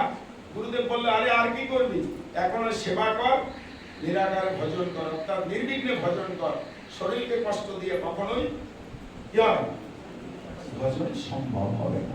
কেউ যদি পারে নির্জল, কেউ যদি পারে, এই যে একটু আগে বললাম, কেউ যদি পারে, অর্থাৎ মনে হয় যে না আমি অন্তরেও নাম করো বাহিরেও নাম, কেউ যদি পারে, কার যদি কোনো লিপ্সা না থাকে, কার যদি কোনো লোভ না থাকে, কেউ যদি পারে, সে লক্ষ কোটির মধ্যে একজন রাধে রাধে। তার জন্য তিনি পারলে করুন, তাতে আমার কোনো অসুবিধা নেই। ভগবান সবই বিধান দিলেন, কিন্তু বারবার উদ্লব আর দেখবো এটার মধ্যে কি আছে দেখে নেই, তাহলে অসুবিধা হয়ে যায়। এক অঙ্গে মানে অন্য অঙ্গ দেশ, প্রভু তাকে করেন ক্লেশ, দুঃখ দেয়। এক অঙ্গে মানছি, আর এক অঙ্গে মানছি না, তাহলে ক্লেশ মানে তার দুঃখ হয়। তাই এই জায়গাতে বলছেন অনুকল্প স্থান মাত্র, নিরন্ন প্রসাদ পাত্র, বৈষ্ণবকে জানিও নিশ্চয়। অনুকল্প বলছেন শাকার আদি ফলমূল জল গুরু বাক্যে, কিন্তু কোনো উপবাসের ভঙ্গ হয় না। আজকের অনেকে বলছেন ওষুধ খাবো না, বর্জন করছি। আচ্ছা, যদি প্রেশার যদি হাই হয়ে যায় তাহলে হাসপাতালে ভর্তি হতে হবে। হাসপাতালে যে যদি আমরা চা দেয় বা খাদ্য কুখাদ্য দেয়, তখন খেতে হবে না, একদম বাঁচবে না। লোকেরাও বলছে যদি না খাও তাহলে কিন্তু ঘরে তুলবে না কাল থেকে। তার চেয়ে ভাই সতর্ক ভালো, অনুকল্প নেই, একদম প্রমাণ করতে বলছে। অবৈষ্ণব জন যারা প্রসাদে ছলেতে তারা দিবানিশি ভোগে হয় রত। অবৈষ্ণব যারা প্রসাদে চলেতে তারা আরে দাও খেয়ে নে, কি করেন দিবানিশি ভোগে হয় রত। আজকের ভোগটাকে পরিত্যাগ করে যে সময় তুমি ভোগ করবে, রান্না বান্নায় ব্যস্ত থাকবে, সেই সময়টা আজকের দিনটা খুব সুন্দর দিন। আজকের হরির সঙ্গে বাস, হরি সন্তুষ্ট হবে তার কথায় ভোগে রত না হয়ে অনুকল্প সাধন করে গোবিন্দের সঙ্গে রত হয়ে থাকো। পাপ পুরুষের সঙ্গ অন্যহারে করে রঙ্গ, নাহি মানে হরিবাসর ব্রত। অনেকে আজকে পাপ পুরুষের সঙ্গ করছেন, হরিবাসর ভঙ্গ করেছেন, তাদের কি হয়? ভক্তি অঙ্গ সদাচার, ভক্তির সম্মান কর, ভক্তি দেবীর কৃপা লাভ কবে হবে। আজকে ভক্ত সঙ্গ করতে বলছেন, অবৈষ্ণব সঙ্গ ছাড়ো, একাদশীর ব্রত ধরো, নামে ব্রতে একাদশী করো সবে। অবৈষ্ণব সঙ্গ ছাড়তে বলছেন, যে জায়গায় তাস জুয়া মদ গাঁজা হচ্ছে সেই জায়গা পরিত্যাগ করে অবৈষ্ণব সঙ্গ ছেড়ে আজকে বৈষ্ণবের সঙ্গ করতে বলছেন। এই একাদশীর দিনে যদি কেউ স্বামী স্ত্রী মিলে একাদশী করতে পারে আগামী জন্মে, তাহলে কি হবে? বলছেন যে একজন সতী সাধ্বী রমণীকে বিবাহ করতে পারে। দ্বাদশীর দিবসে একাদশীর দিনে যদি কেউ দান করতে পারে ব্রাহ্মণ বৈষ্ণবকে, তার বর্ণশ্রেষ্ঠ ব্রাহ্মণ অথবা বৈষ্ণব কুলে জন্মগ্রহণ হবে। শাস্ত্র বলছেন, আমি বলছি না, একাদশীর দিনে নিদ্রাহারে হবে বিসর্জন, অন্য দিনে প্রসাদ নির্মল সুসেবন, শুনিয়া বৈষ্ণব সব আনন্দেতে গোবিন্দ রাম ধন্যবাদ করিলে সবে।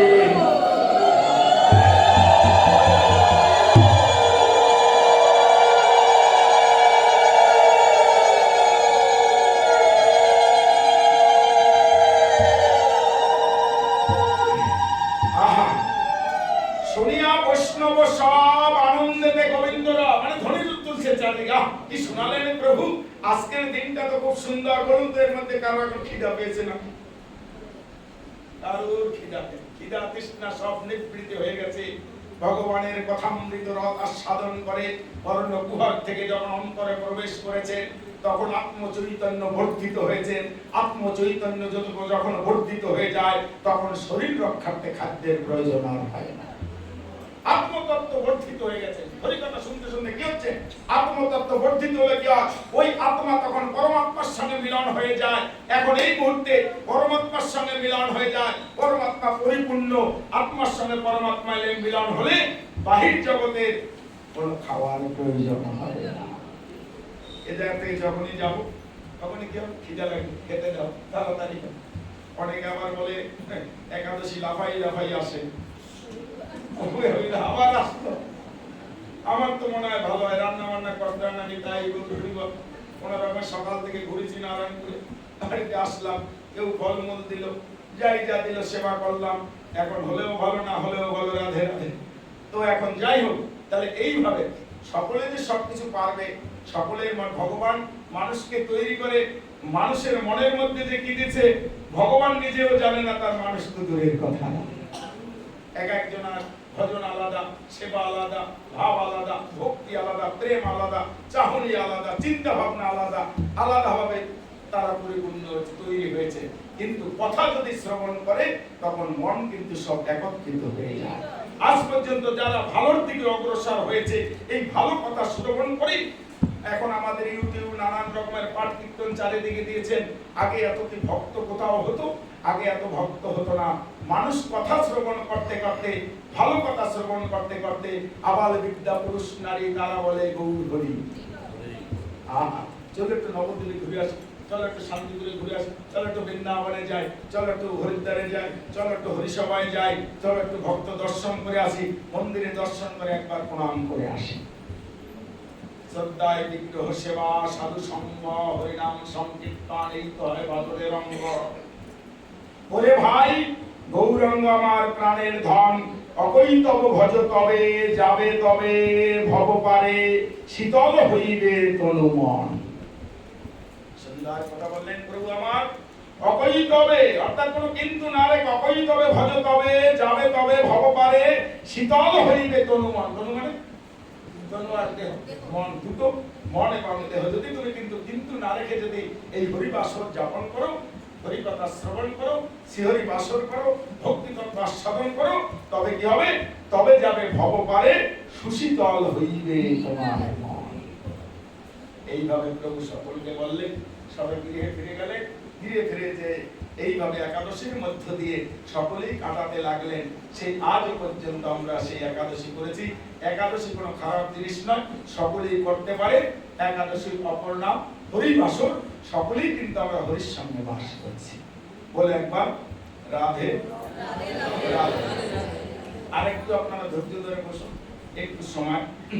আজকে আমাদের প্রিয় একাদশী বৈশাখ শুক্ল পক্ষিয়া মোহিনী একাদশী, তাই তো?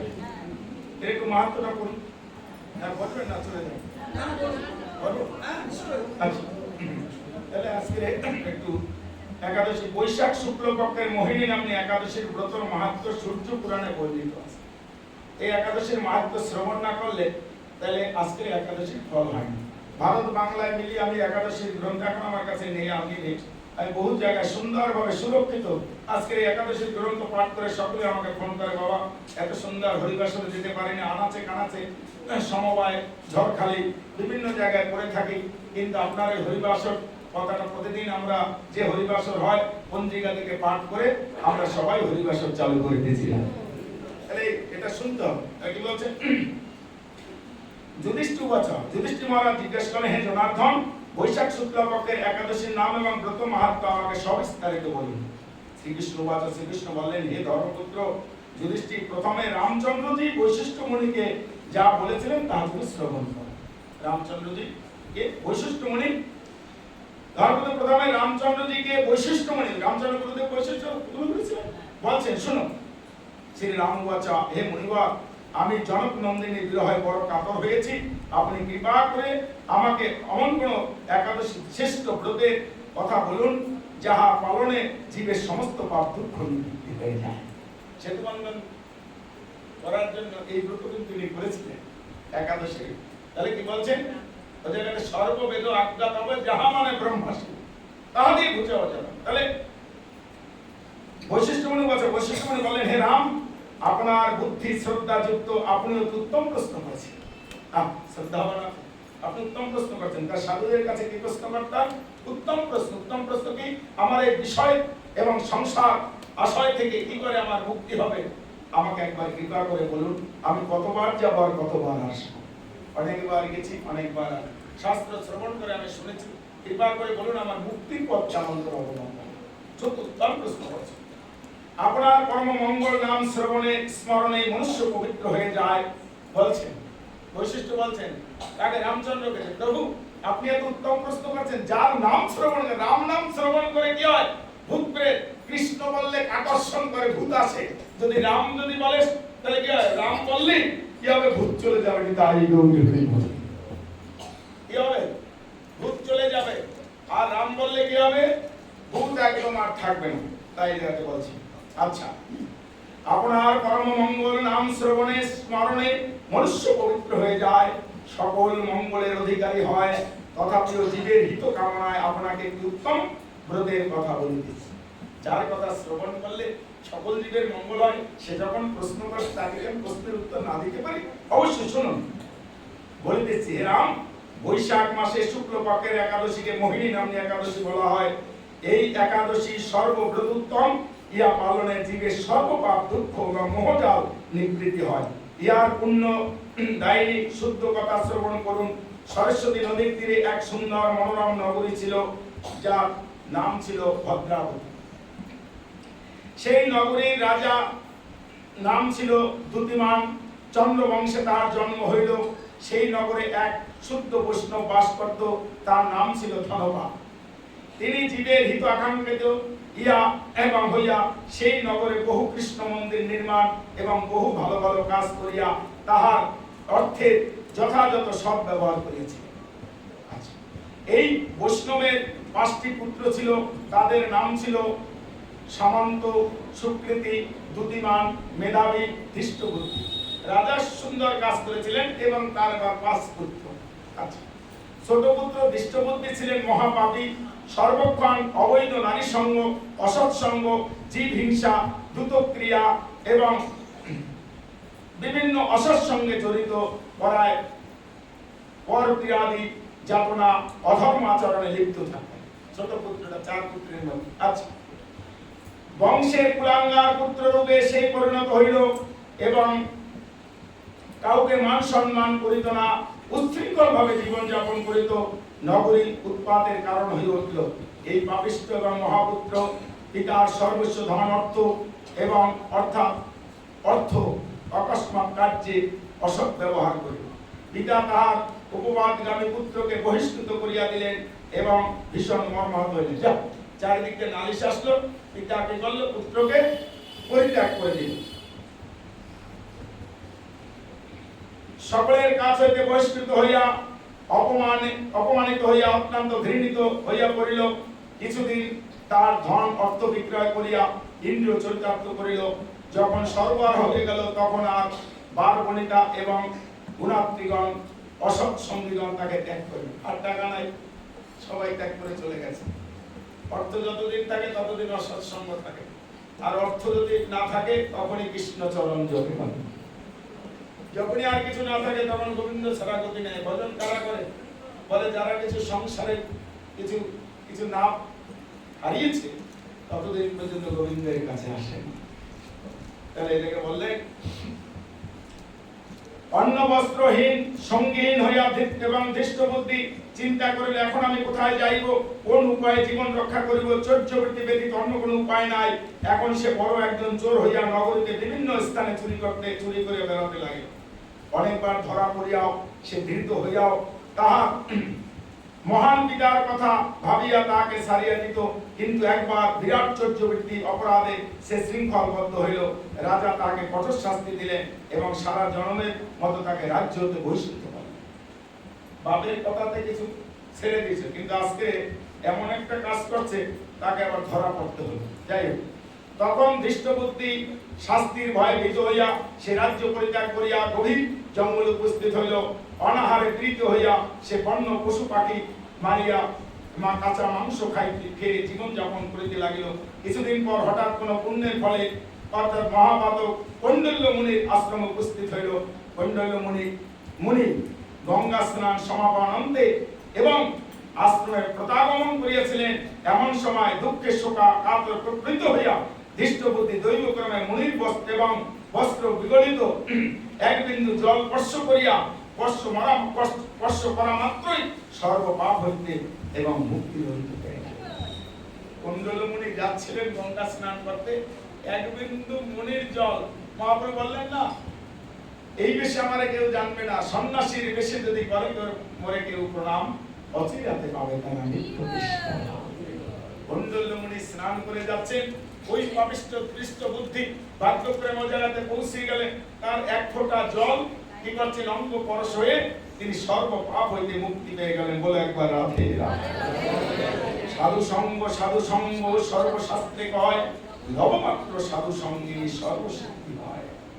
সে অত্যন্ত কাতর ভাবে মুনিকে বলিলেন, হে ব্রাহ্মণ, আমাকে এমন কোন উত্তম প্রাচিত্যের কথা বলুন যাহা আমার অন্যায় এবং দুরাচার পাপিষ্ঠ পক্ষে সবচেয়ে ভালো, বিনা যত্নে সম্পাদন করাই সহজ হয়। কোন ভাগ্যে কোন কর্মে যদি সাধু সঙ্গ পায় সব সারি সে কৃষ্ণ ভজায়। প্রশ্ন করছেন, আপনি কৃপা করে বলুন আমি পাপ থেকে কি করে মুক্তি পাবো? কোন ভাগ্যে কোন ক্রমে যদি সাধু সঙ্গ পায় সর্বসারি সে কৃষ্ণ ভজায়। কত সুন্দর কথা বললেন। চৈতন্য চরিতামৃতে বলেন, কাম ক্রোধের জীব হইয়া তার লাথি খায়, ভ্রমিতে ভ্রমিতে যদি কোনদিন সাধু সঙ্গ পায়, সাধুর উপদেশ মন্ত্রে পিছাসি পালায়, কৃষ্ণ ভক্তি হয় শ্রীকৃষ্ণের কৃপায়।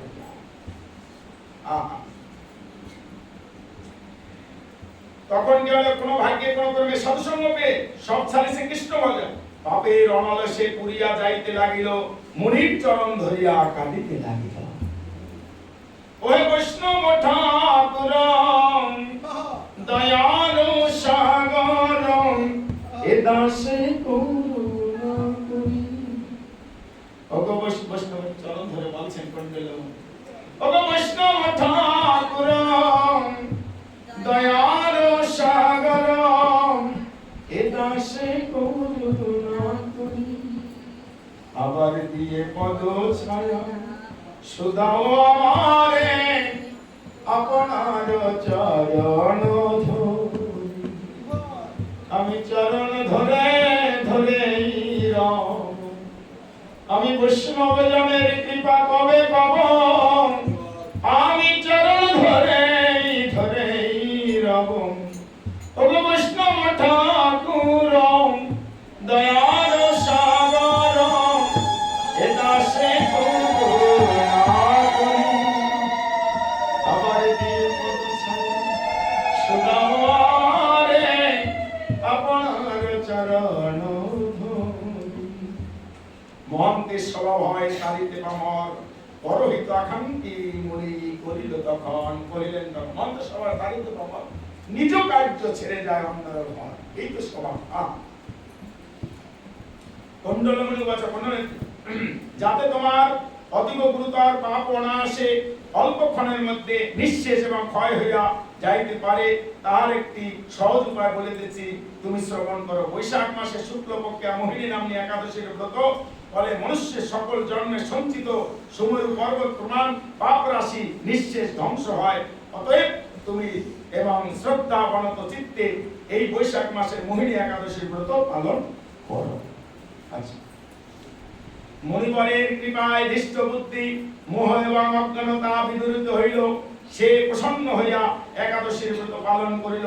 হে নিপশ্রেষ্ঠ, এই মোহিনীর ব্রত পালন করিয়া মহাপাপিষ্ঠ দৃষ্ট বুদ্ধি অচিরাতেই সর্ব পাপ হইতে মুক্ত হইয়া দিব্য দেহ ধারণ করিয়া এবং পূর্বক বিষ্ণু লোকে চলিয়া গেল এবং শুদ্ধ প্রেম ভক্তি লাভ করিল। বোঝা গেল? তাহলে আজকের দিনে একাদশী পালন করে দৃষ্ট বুদ্ধি এত বড় অত্যাচারী পাপী হয়েও কুণ্ডলমণির এক ফোঁটা জলে কাপড়ের সংস্পর্শে বিন্দু মাত্র জলে কৃপা পেল। আপনারা ভাগবত কথামৃত রস আস্বাদন করলেন, শুধু গায়ে পড়ল না, অন্তরে প্রবেশ করলো। আপনাদেরও এইভাবেই না জানি কবে ভগবান কৃপা করবে, প্রাপ্ত প্রাপ্ত প্রিয় মান না গেলে তো হবে না। অন্তরে যাদের এই কৃষ্ণ বাড়ি বর্ষণ হয়েছে, তাদের হৃদয়টাও তস্মাদ পরম কিঞ্চিত মনঃশব্দূর্ণ বিদ্যায়তে, আপনাদের কলুষিত মনটা পবিত্র হয়ে গেল একাদশীর দিবসে হরিকথা শ্রবণ করে। হে রামচন্দ্র, এই ব্রত অজ্ঞান এবং ব্রতকার অন্ধকার রাশি যাবতীয় মহাপাপ নাশ করিয়া থাকে। অতএব যত পূর্ণ কর্ম আছে ইহার সমতুল্য আর কিছুই নাই। তাই কলিযুগে একান্ত এই একাদশীর ব্রত পালন করা। আর একাদশীর ব্রত যারা শ্রবণ করেছেন তাদেরও ভালো, যারা পালন করেছেন তাদেরও ভালো, আর যারা পালন করেননি তারা চেষ্টা করবেন আগামী দিন থেকে জানি একাদশীর ব্রত পালন করতে পারে। একাদশীর অপর নাম শ্রী হরিবাস, হরির সঙ্গে বাস।